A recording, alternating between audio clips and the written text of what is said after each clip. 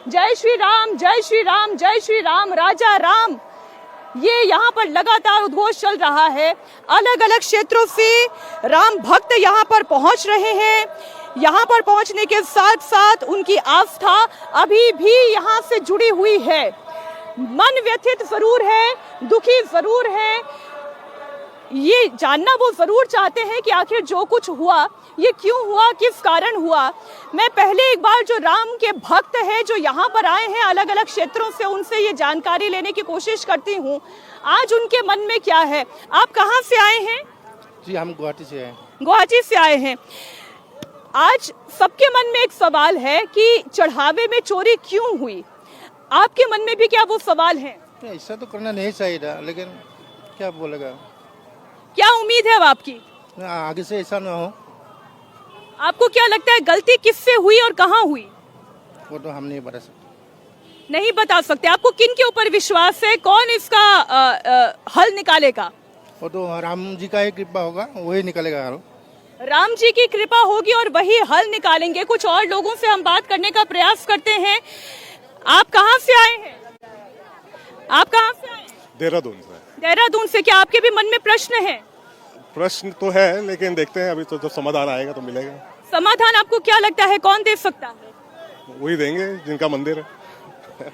प्रभु श्री राम देंगे समाधान। अब वही बताएंगे क्या, कैसे, कौन से लोगों ने किया है, कैसे किया है। हम लोगों की तो आस्था है उसके ऊपर सारी की सारी, लेकिन अब वही है कि अब ये चीजें सुनने में भी अच्छा नहीं लगता। अब देखते हैं क्या होता है आगे क्या समझ में आता है। तो देखिए, असम से कोई आया, कोई देहरादून से आया, मन में प्रश्न लेकर आया और समाधान भी राम से ही चाहता है। ये मेरे साथ एक और यहाँ पर मौजूद है। क्या नाम है मैम आपका? रजनी शर्मा। रजनी जी, आप कहाँ से? देहरादून से। आप भी देहरादून से आई हैं। क्या आपके भी मन में प्रश्न है?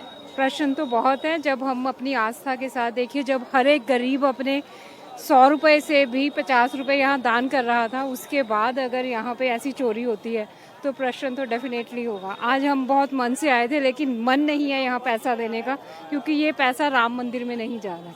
हम देख सकते हैं, यू कैन सी, यहाँ पे जो चीज़ होनी चाहिए वैसा नहीं है। एक बार प्रोग्रेस होगी, उसके बाद की चीज़ें नहीं हो रही हैं। तुम लोगों के मन में शंकाएं हैं, समाधान किससे चाहती हैं?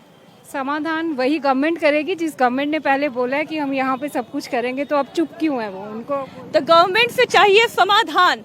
आज वो पत्र मैं आपके सामने पढ़ना चाहती हूँ जो राम मंदिर न्यास के कोषाध्यक्ष के द्वारा जारी किया गया, और इंडिया टीवी के पास ये एक्सक्लूसिव जानकारी है। एक एक बिंदु, एक एक प्रश्न का क्या ये समाधान इस पत्र में मिल रहा है। तो पहला बिंदु, जो कोषाध्यक्ष के रूप में, ट्रस्ट के एक मेंबर के रूप में और साथ ही साथ राम भक्त के रूप में एक बड़े आघात की तरह है।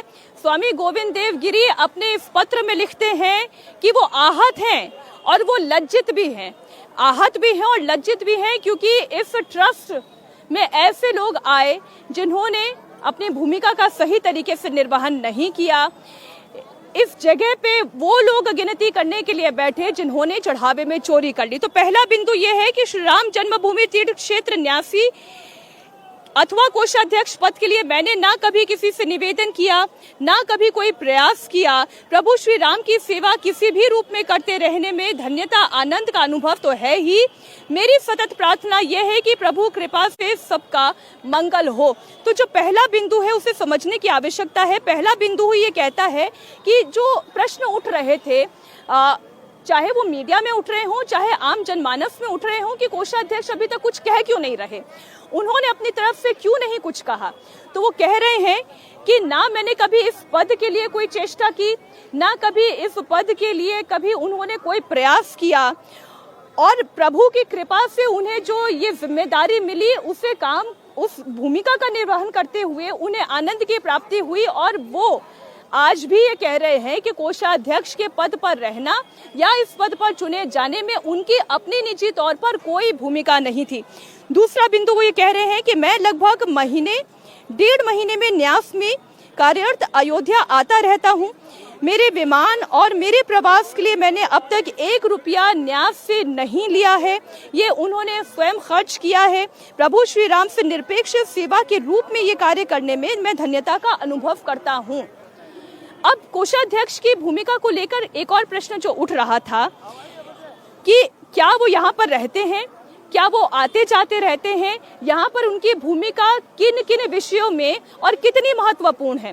देखिए, कोषाध्यक्ष के रूप में स्वामी गोविंद देव गिरी की भूमिका है कि कितना आय हो रहा है, कितना व्यय हो रहा है, उसकी अकाउंटिंग ठीक तरीके से हो रही है या नहीं हो रही है, किस तरीके से मंदिर का कामकाज हो रहा है, नया निर्माण होना, कहीं पे मेंटेनेंस का काम होना, कर्मचारियों की सैलरी निकलना, ये सब अकाउंट के जरिए ही हो रही है। तो कोषाध्यक्ष के रूप में वो उस अकाउंट की देख रेख और उसकी निगरानी के लिए प्रतिबद्ध हैं। लेकिन इसका दूसरा पहलू आप समझिए, उस अकाउंट में जो ये पूरा चढ़ावा चोरी का मामला सामने आया है, अकाउंट में यदि कोई पैसा आया ही नहीं, अकाउंट में आने से पहले ही यदि वो चोरी हो गया, निगरानी करने वाले ही अगर चोर निकले या जो निगरानी कर रहे थे उनके ऊपर जिनका सुपरविजन था, उन्होंने यदि कोई गलती की, तो क्या इसमें कोषाध्यक्ष की भूमिका है या नहीं?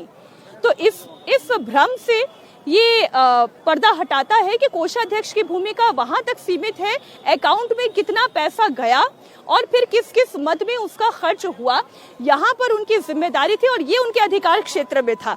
आगे इस बात को वो और इलैबोरेट करते हैं कि कोषाध्यक्ष के दायित्व के रूप में कोष में जमा की गई राशि का आरंभ से लेकर अब तक लेखा परीक्षण यानी कि ऑडिट, आय व्यय का हिसाब सुरक्षित है, जो अधिकृत व्यक्तियों द्वारा कभी भी जांचा जा सकता है। अभी कोषाध्यक्ष की भूमिका ये होती है कि राम मंदिर के अकाउंट में कितना पैसा आ रहा है, कितना पैसा जा रहा है, कब जा रहा है, क्यों जा रहा है, किस कारण से जा रहा है। और इसलिए वाजिब प्रश्न है, कोषाध्यक्ष से पूछा जाएगा, भाई राम मंदिर की आय कितनी हुई, कहाँ कहाँ पर खर्च हुआ, उन खर्च को किस तरीके से अकाउंट किया गया। तो यहाँ पर भी उन्होंने कहा है कि ये ऑडिटेड है, जब से आय हो रही है तब से ऑडिटेड है, और ये जो जिम्मेदार व्यक्ति हैं जिनके अधिकार क्षेत्र में है, चाहे वो एसआईटी हो चाहे वो पुलिस हो, जो जांच करना चाहे इस अकाउंट की जांच कर सकती है। अब चौथा बिंदु आपके सामने रख दूं, कोषाध्यक्ष होने के नाते आय व्यय का हिसाब रखना मेरा कर्तव्य है। मैं निरंतर प्रवास पर रहता हूं, इसलिए हमारे पुणे कार्यालय के चार्टर्ड अकाउंटेंट सहयोगी हर महीने के अंतिम 4 से 5 दिन अयोध्या में आय और व्यय की जांच करते हैं। साथ ही साथ न्यास के जो कार्यालय के साथी हैं, यानी जिनका काम अकाउंटिंग से जुड़ा हुआ है, जो कार्यालय के साथी हैं, उनके सहयोग और उनके आवश्यक दिशा निर्देश भी वो करते रहते हैं, और उन्हीं के भरोसे मैं हिसाब को लेकर निश्चिंत रहता हूँ। अब वो ये कह रहे हैं कि वो कोषाध्यक्ष हैं, ये उनकी भूमिका है और अकाउंट की निगरानी भी उनके अंतर्गत आती है, लेकिन वो चूंकि प्रवास पर रहते हैं इसलिए उनके द्वारा चिन्हित किया गया एक व्यक्ति वहां पर अकाउंटिंग का सारा कामकाज देखता है। सीए है, चार्टर्ड अकाउंटेंट है, वो ये कामकाज देखते हैं, और वहां पर यानी कि राम मंदिर ट्रस्ट में काम करने वाले जितने अकाउंटेंट्स हैं उन्हें क्या जरूरी दिशा निर्देश देना है वो निर्देश देते रहते हैं। लेकिन यदि कोई ये कहे कि क्या कोषाध्यक्ष के तौर पर वो यहीं पर मौजूद रहते हैं, हर आय हर व्यय से पहले उनकी परमिशन ली जाती है, तो ये कहना गलत होगा।